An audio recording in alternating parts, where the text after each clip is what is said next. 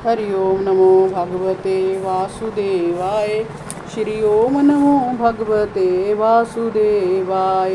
11वां अध्याय।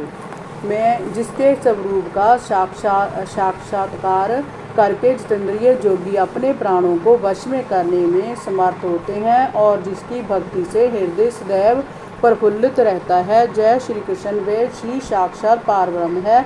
सखी, इनकी प्रेमा भक्ति से ही हृदय की पूर्ण शुद्धि संभव है, योग द्वारा नहीं। दूसरी सखी उत्तर देती है, तुम ठीक कहती हो सखी, वास्तव में जय वही श्री कृष्ण है जिनकी सुंदर लीलाओं का गायन ऋषियों ने वेदों में और दूसरे धर्मशास्त्रों में व्यास जी ने किया है। जय ही परमेश्वर है जो अपनी लीला से जगत की सृष्टि, पालन और संहार करते हैं तथा उनमें आसक्त भी नहीं होते। तीसरी सखी कहती, सखी जय जतुवंश का हो भाग्य है जिसमें जन्म लेकर लक्ष्मीपति पुरुषोत्तम श्री कृष्ण भगवान ने उसे सम्मानित किया है। वह पवित्र मधुवन भी अत्यंत धन्य है जिसे उन्होंने अपनी बाल सुलभ क्रीड़ाओं से सुशोभित किया है। स्वर्ग का भी तिरस्कार करने वाली वह द्वारका और वहाँ की प्रजा कितनी सौभाग्यशाली है जहाँ श्री कृष्ण निवास करते हैं। सखी, जिन स्त्रियों को श्री कृष्ण जैसे पति का सानिध्य प्राप्त हुआ है उन्होंने अवश्य ही कोई महान व्रत और पुण्य किए होंगे।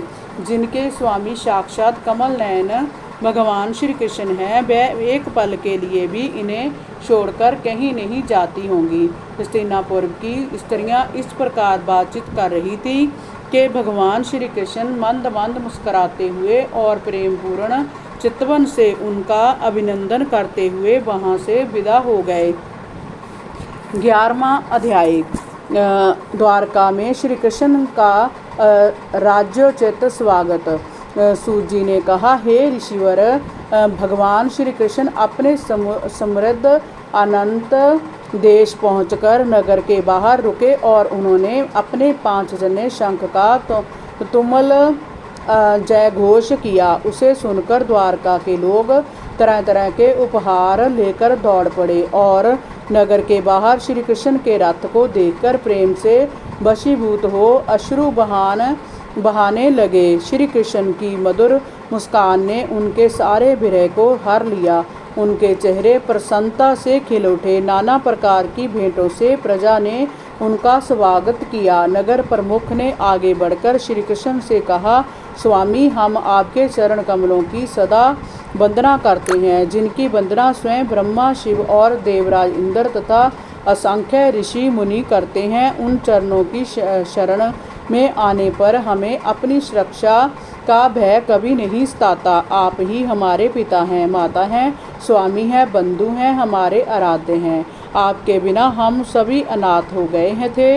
अब आपको अपने बीच पाकर हम फिर से स्नात हो गए हैं। भक्त वत्सल भगवान श्री कृष्ण ने प्रजा के मुख से ऐसे मधुर वचन सुनकर अपनी कृपा दृष्टि से उन पर अनुग्रह किया और सभी के साथ द्वारका में प्रवेश किया। भगवान की वह द्वारकापुरी मधुभोज दशहर अहर कुकर अंधक और